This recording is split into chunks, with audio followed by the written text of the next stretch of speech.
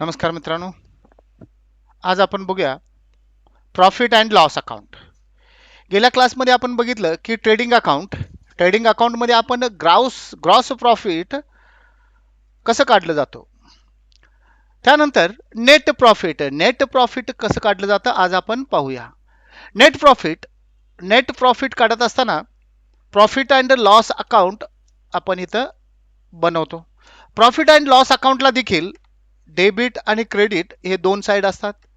इथून इकडे debit side, इथून इकडे क्रेडिट साइड. तर सिंपल मध्ये प्रॉफिट अँड लॉस कसं काढलं जातं. इथं नेट प्रॉफिट काढण्यासाठी सिंपलचा एक फॉर्म्युला आपण इथं लिहूया.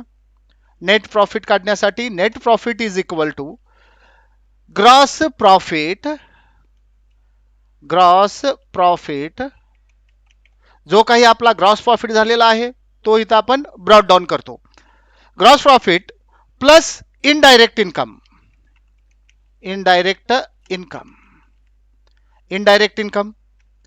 तर ग्रॉस प्रॉफिट आणि इनडायरेक्ट इन्कम हे दोन्ही मिळवले जातात आणि त्याच्यामधून आपले जे काही इनडायरेक्ट एक्सपेन्सेस आहेत minus indirect expenses. Indirect expenses less करतो. इनडायरेक्ट एक्सपेन्सेस लेस करून जी अमाऊंट उरते ती अमाऊंट म्हणजे आपली नेट प्रॉफिट. समजा ग्रॉस प्रॉफिट आपला 100 रुपये झालेला आहे, आणखीन आपलं इन्कम झालेलं आहे 50 रुपये आणि खर्च झालेला आहे 80 रुपये. म्हणजे हे ग्रॉस प्रॉफिट हे इन्कम आणि इथं खर्च इनडायरेक्ट एक्सपेन्सेस 80 रुपये झालेला आहे.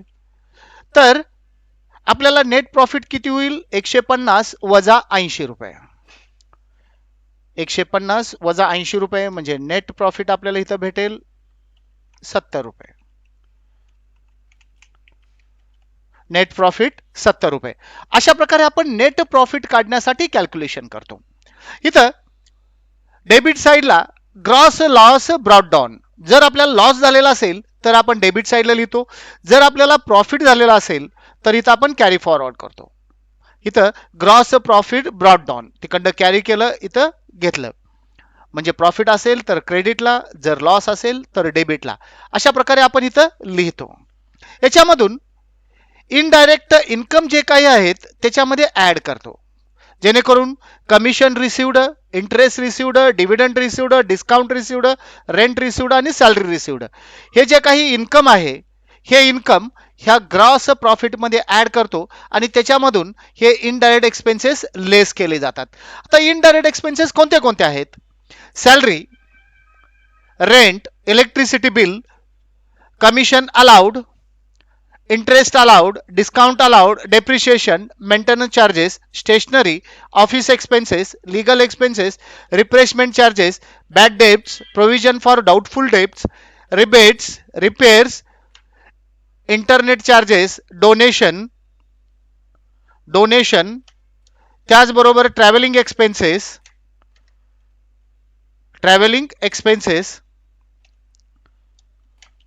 accommodation charges, to accommodation charges, त्यानंतर कन्व्हिनियन्स अलाउन्स. हे सगळे जे काही खर्च आहेत हे खर्च वजा करून जी अमाऊंट राहते ते म्हणजे आपलं नेट प्रॉफिट किंवा नेट लॉस आपण फाइंड करतो.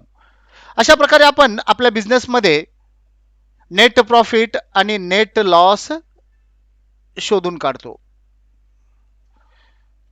तर हे जे काही खर्च आहेत ही नावं तर आपण ऐकलेलीच असतील. RDD असं म्हटलं जातं याला, रिझर्व्ह फॉर डाऊटफुल डेब्ट्स, किंवा त्याला PDD देखील म्हटलं जातं, प्रोव्हिजन फॉर डाऊटफुल डेब्ट्स. हे आपण सर्वसाधारणपणे अकाउंटिंग मध्ये शिकलेलो असतो. हे खर्च कोणत्या प्रकारचे खर्च आपण इथं लिहितो, इथं कोणत्या प्रकारचे इन्कम लिहितो. आज आपल्याला फक्त रियालिटीमध्ये बिझनेसमध्ये ह्याचा वापर कसा केला जातो हे आपल्याला बघायचा. पहिल्यांदा आपण बघितलं की डायरेक्ट इन्कम इनडायरेक्ट इन्कम कशाला म्हणतो, त्यानंतर डायरेक्ट एक्सपेन्सेस आणि इनडायरेक्ट एक्सपेन्सेस कशाला म्हणतो. ज्या खर्चाची कॉस्ट, जो काही आपला खर्च झालेला आहे तो खर्च आपण प्रोडक्ट कॉस्ट मध्ये इन्क्लूड करत असेल तर त्याला डायरेक्ट एक्सपेन्सेस म्हटलं जातं, आणि इन्क्लूड होत नसेल तर त्याला इनडायरेक्ट एक्सपेन्सेस म्हटलं जातं. तर इनडायरेक्ट एक्सपेन्सेस एवढे आहेत, हे आपल्याला नावं देखील माहिती आहे. परंतु प्रॉब्लेम येतो कुठं, जर उद्या आपण कुठेतरी जॉबला गेल्यानंतर तुम्हाला जो काही व्यक्ती असेल ते व्यक्ती येऊन आपल्याला सांगते की हे पेन 1000 रुपयाचं आणलेलं आहे, पेपर्स 1000 रुपयाचे आणलेले आहेत, ते लिहून ठेवा.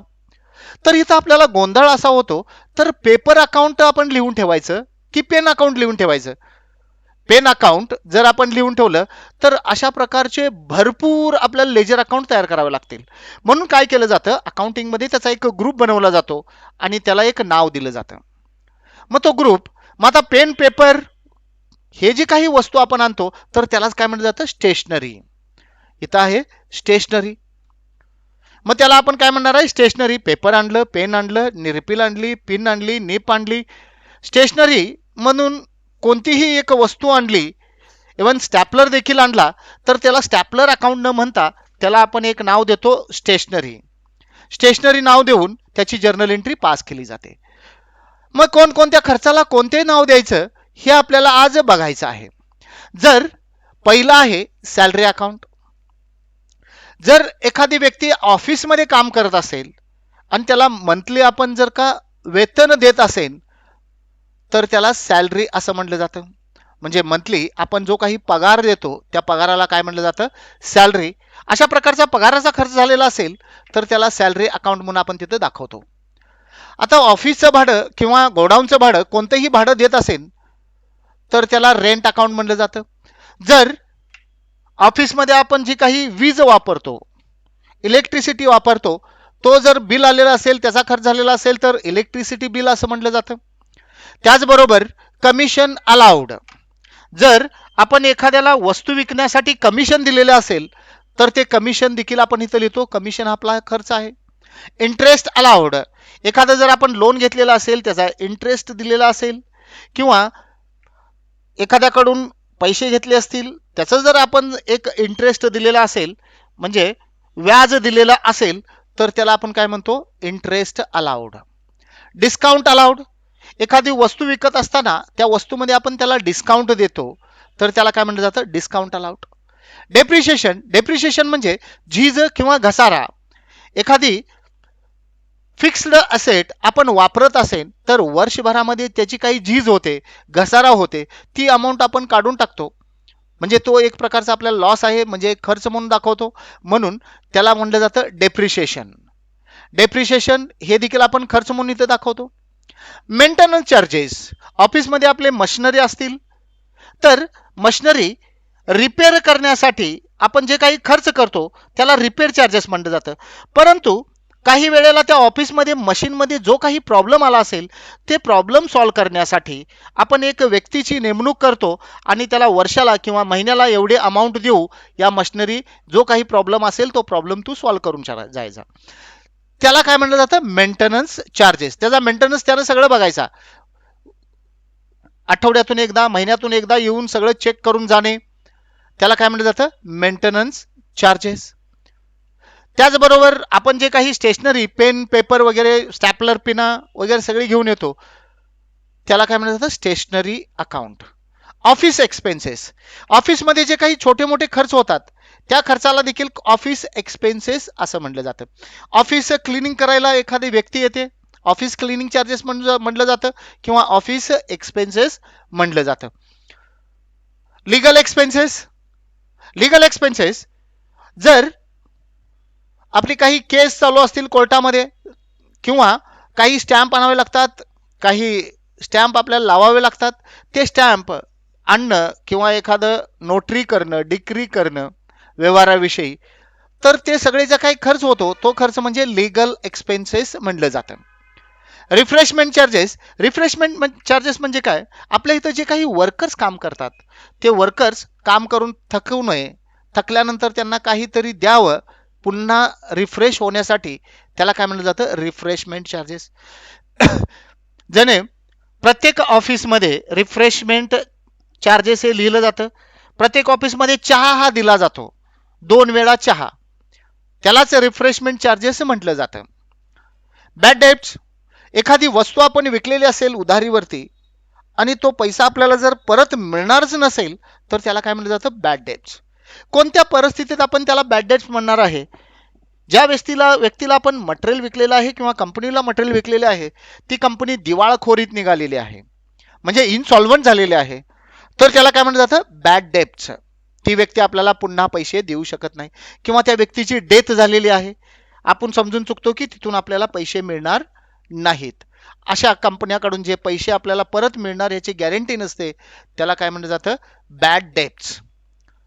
RDD, reserve for doubtful debts, किंवा यालाच काही ठिकाणी पीडीडी म्हणलं जातं, प्रोव्हिजन फॉर डाऊटफुल डेप्ट्स. म्हणजे काही वेळेला काही कंपन्या इनसॉल्व्हन्सीच्या मार्गात असतात, म्हणजे त्यांच्याकडून पैसे मिळण्याची गॅरंटी कमी असते, मिळल किंवा न मिळल. म्हणजे आपल्याला एखाद्या वेळी संशय असते की या कंपनीकडून किंवा या व्यक्तीकडून पैसे मिळण्याची गॅरंटी नाही आहे, अशा व्यक्तीचं आपण अमाऊंट इथं लिहू शकतो, RDD, reserve for doubtful debts. म्हणजे तो आपला एक लॉसच झालेला आहे, प्रोव्हिजन फॉर डाऊटफुल डेब्ट्स, म्हणून हा एक खर्च म्हणून इथं लिहू शकतो. रिबेट्स, रिबेट्स म्हणजे आता एखाद्या कंपनीकडून आपण उधारीवरती माल खरेदी केलेला आहे, ठराविक वेळेत त्यांना पैसे आपल्याला द्यावेच लागतात. जर आपण पैसे देण्याची डेट म्हणजे ॲव्हरेज ड्यू डेट ओलांडून गेलेलो असेल तर ती कंपनी आपल्याला एक चार्ज करते की एवढे एवढे अमाऊंट तुम्हाला एक्स्ट्रा द्यावी लागेल, त्या अमाऊंटलाच काय म्हणलं जातं, रिबेट्स. अशा प्रकारचं आपल्याला रिबेट दिलं जातं. रिबेट्स जसं आपण देतो तसं घेतो देखील, त्याला काय म्हणलं जातं, रिबेट्स. त्यानंतर रिपेअर्स. रिपेअर्स, आता एखादी मशिनरीचं मेंटेनन्स करणारा व्यक्ती मेंटेनन्स करत आहे, त्याला मंथली आपण चार्ज देतो, एवढं एवढं अमाऊंट घे, परंतु ती व्यक्ती मेंटेनन्स करते, परंतु त्या वस्तूला किंवा त्या मशिनरीला काहीतरी प्रॉब्लेम आलेला असेल आणि त्या सॉल्व्ह करण्यासाठी एखादा पार्ट विकत आणावा लागत असेल, तर तो पार्ट विकत आणून तो तिथं रिपेअरी करतो, त्याला काय म्हणलं जातं, रिपेअर चार्जेस. म्हणजे रिपेअरीसाठी येणारा खर्च, म्हणजे तो काही पार्ट आणण्यासाठी जो काही खर्च येतो तो सगळा खर्च म्हणजे रिपेअर चार्जेस असं म्हटलं जातं. इंटरनेट चार्जेस, आपण जे काही इंटरनेट वापरतो त्याचं जे काही बिल येतं ते म्हणजे इंटरनेट चार्जेस, हा देखील आपला खर्च आहे. डोनेशन, डोनेशन म्हणजे काय, तर आपले सण वगैरे येतात, सणासुदीला काही मंडळ असतात, ती मंडळ येतात, गणपती आली मंडळ, दसरा आला मंडळ येतं आणि 1000 रुपये 2000 रुपये घेऊन आपल्याकडनं जातात, त्याला काय म्हणलं जातं, डोनेशन. किंवा एखाद्या संस्थेला, चॅरिटेबल एनजीओला आपण काही पैसे दान करतो, ते दान केलेले जे काही पैसे असतात ते देखील आपला खर्चच आहे, त्याला काय म्हटलं जातं, डोनेशन असं म्हटलं जातं. त्यानंतर ट्रॅव्हलिंग एक्सपेन्सेस. ट्रॅव्हलिंग एक्सपेन्सेस म्हणजे काय, तर आपल्याला फिरण्यासाठी जो काही खर्च दिला जातो त्या खर्चाला काय म्हटलं जातं, ट्रॅव्हलिंग एक्सपेन्सेस.